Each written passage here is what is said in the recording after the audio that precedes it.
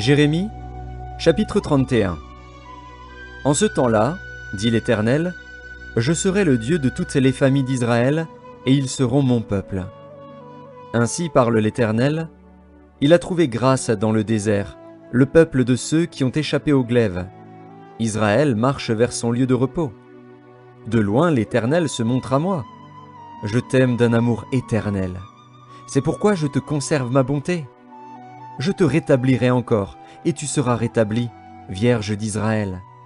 Tu auras encore tes tambourins pour parure, et tu sortiras au milieu des danses joyeuses. Tu planteras encore des vignes sur les montagnes de Samarie.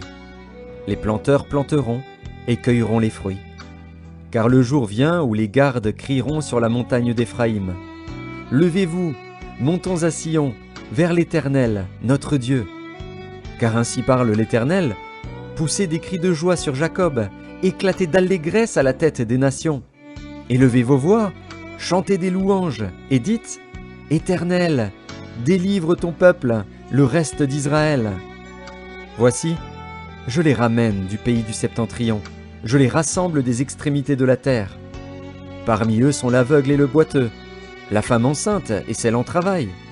C'est une grande multitude qui revient ici. Ils viennent en pleurant, et je les conduis au milieu de leurs supplications. Je les mène vers des torrents d'eau, par un chemin uni où ils ne chancellent pas. Car je suis un père pour Israël, et Éphraïm est mon premier-né. Nations, écoutez la parole de l'Éternel, et publiez-la dans les îles lointaines. Dites, celui qui a dispersé Israël le rassemblera, et il le gardera comme le berger garde son troupeau. Car l'Éternel rachète Jacob, il le délivre de la main d'un plus fort que lui.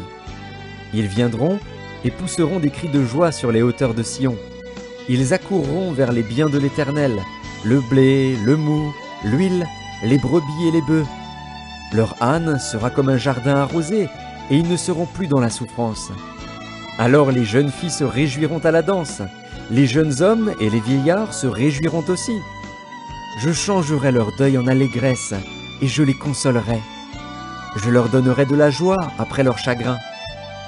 Je rassasierai de graisse l'âme des sacrificateurs, et mon peuple se rassasiera de mes biens, dit l'Éternel. Ainsi parle l'Éternel, on entend des cris à Rama, des lamentations, des larmes amères. Rachel pleure ses enfants. Elle refuse d'être consolée sur ses enfants, car ils ne sont plus.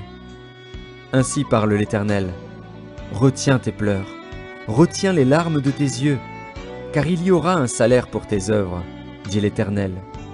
Ils reviendront du pays de l'ennemi. Il y a de l'espérance pour ton avenir, dit l'Éternel. Tes enfants reviendront dans leur territoire.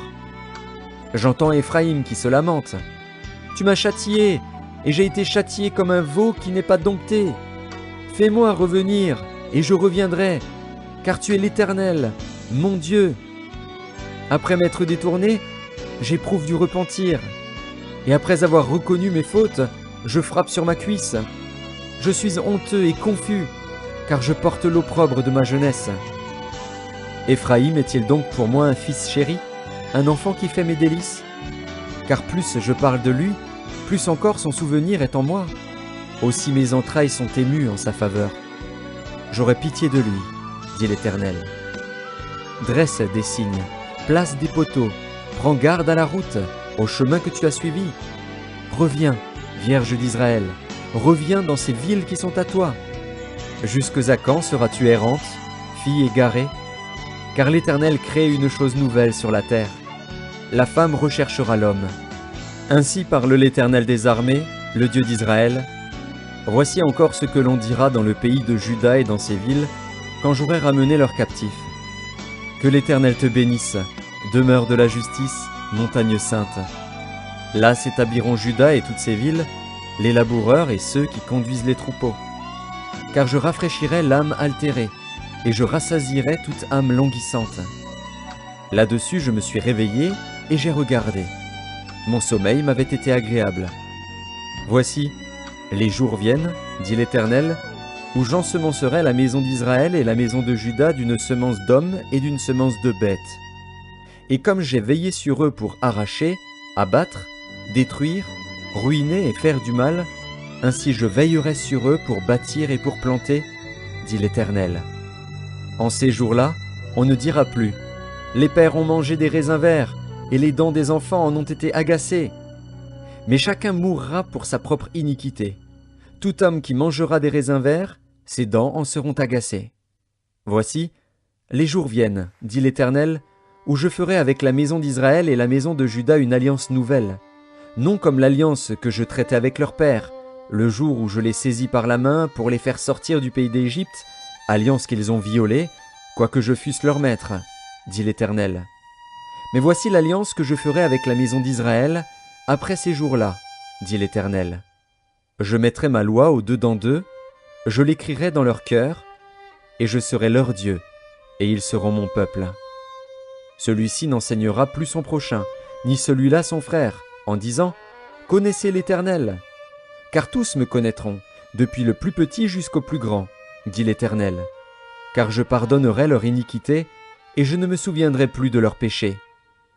Ainsi parle l'Éternel, qui a fait le soleil pour éclairer le jour, qui a destiné la lune et les étoiles à éclairer la nuit, qui soulève la mer et fait mugir ses flots, lui dont le nom est l'Éternel des armées.